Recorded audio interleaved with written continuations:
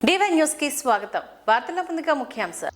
మెదక్ జిల్లా రామాయణపేటలో శ్రీ వెంకటేశ్వర ఆలయంలో, రామాయణపేటలో శ్రీ పద్మావతి గోదా సమేత శ్రీ వెంకటేశ్వర స్వామి దేవాలయంలో ధనుర్మాస ఉత్సవాల్లో భాగంగా 7వ రోజు ఉత్సవమూర్తుల ఆస్థాన సేవా కార్యక్రమం అంగరంగ వైభవంగా ఆలయ కమిటీ వారు నిర్వహించడం జరిగింది. ఉదయం 5 గంటల నుండి సాయంత్రం 7 గంటల వరకు ఘనంగా పూజలు జరుగును. అందరూ కుటుంబ సభ్యులు, భక్తులు పాల్గొని విజయవంతం జరిపించారు.